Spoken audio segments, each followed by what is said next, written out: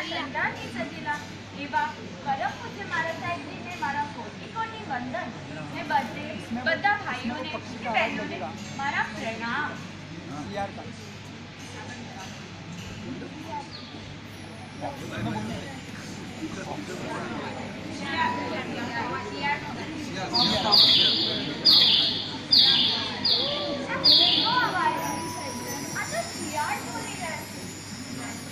શિયાળની ભાષા તો હું સમજી શકું છું.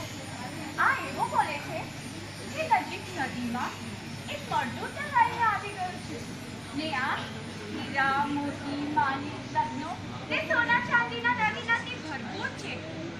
તો ચાલ ને નદીએ જાઓ પાણી ભરવા.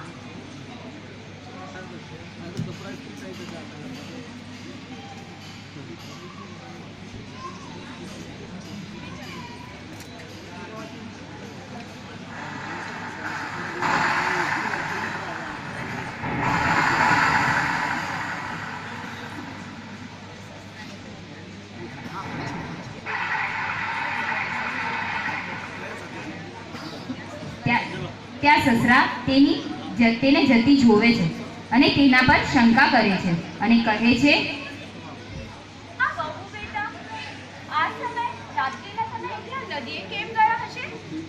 મને તો એનો લક્ષણ સારું નથી લાગતું. એવો લાગે છે કે આ એના કોઈ પ્રેમીને મળવા ગઈ હશે. પણ અત્યારે નહીં, સવારે વાત કરી. સવાર થાય છે અને સસરા એના દીકરાને કહે છે, દીકરા, તારી બહુ રાત્રે નદીએ ગયા હતા.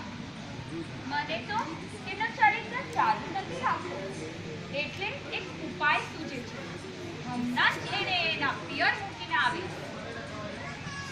સસરા વહુ પાસે જાય છે અને કહે છે, બહુ બેટા, શિયાળવતી, તમે તમારા પિયર જવાનું છે એટલે તૈયાર થઈને આવી જાઓ. વહુ તૈયાર થાય છે. પર્સ તથા કપડાની થેલી લઈને બહાર આવે છે. પિતાશ્રી, હું તૈયાર થઈને આવી ગઈ છું.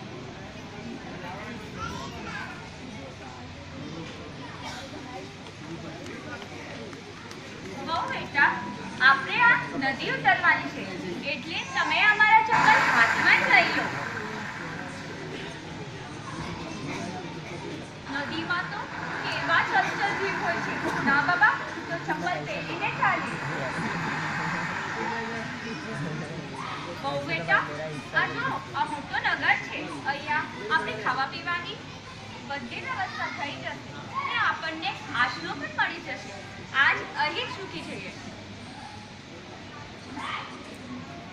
પિતાશ્રી તો કહે છે કે આ મોટું નગર છે, પણ આ તો ઉજ્જડ ગામડું છે.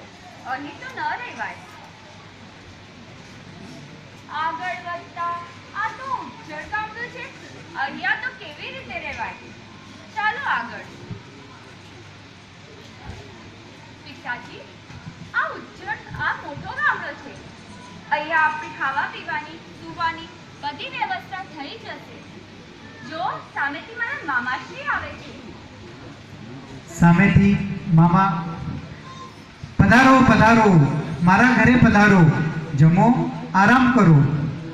સસરા અને વહુ બંને મામાના ઘરે જાય છે, જમે છે, આરામ કરે છે અને પછી આગળ નીકળી જાય છે અને રસ્તામાં થાકીને આશરો લેવા નીકળે છે.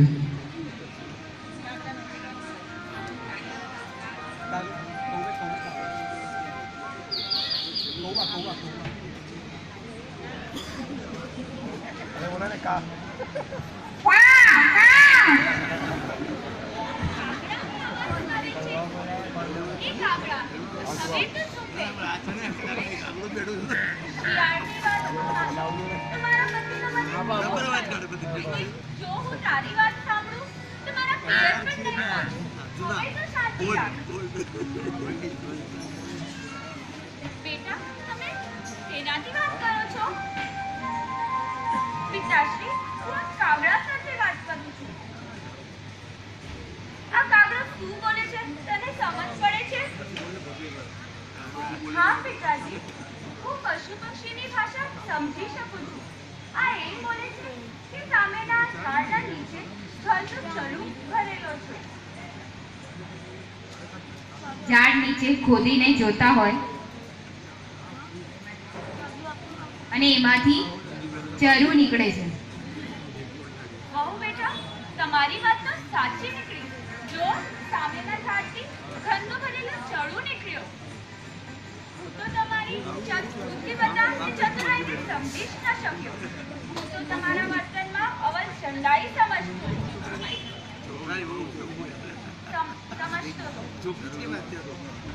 પણ હવે તમે મને તમારી બધી વાતોનો ખુલાસો કરો કે કેમ તમે રાત્રિના સમયે નદીએ ગયા હતા, કેમ મોટા નગરને ઉજ્જડ ગામડું કહ્યું ને ઉજ્જડ ગામડાને મોટું નગર કહ્યું, વળી નદીમાં ચપ્પલ પહેરીને કેમ ચાલ્યા?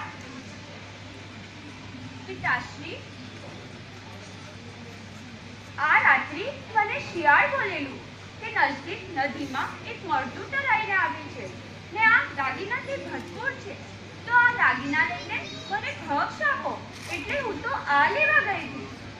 મોટા નગરમાં આપણને કોઈ માન આવકાર આપનાર કોઈ ન હતો, એટલે એને ઉજ્જડ ગામડું કહ્યું કે ઉજ્જડ ગામડા લાગતા હતા. પણ આ નગરમાં મારા મામાશ્રી રહેતા હતા, જે આપણી સારી આવતા ભાગતા કીધી, એટલે એને મોટો નગર કહ્યો. વળી નદીમાં કેવા જલચર જીવ હોય છે, આ કરડાઈ ન જાય એટલે હું ચપ્પલ પહેરીને ચાલી. વાહ બહુ બેટા વાહ, કમાલ કરી તું તો. હું તો તમારા બુદ્ધિનો જેટલો વખાણ કરું એટલો ઓછો છે. તમે તો અમારી ઘરની શોભા છો. ચાલો પાછા ઘરે જઈએ. થોડો સમય વીતે છે. શિયાળબંધી પોતાના પતિ યુદ્ધમાં જાય છે અને તેને તિલક કરી વળાવતા કહે છે, હે સ્વામીનાથ, તમે જે યુદ્ધમાં બહાર ગામ જાશો તો મારી ચિંતા તમે ન કરશો. આ તાજા પુષ્પની માળા હું તમને પહેરાવું છું. મારા શીલના પ્રભાવથી આ કરમાશે નહીં. પછી 2-4 આંટા મારતા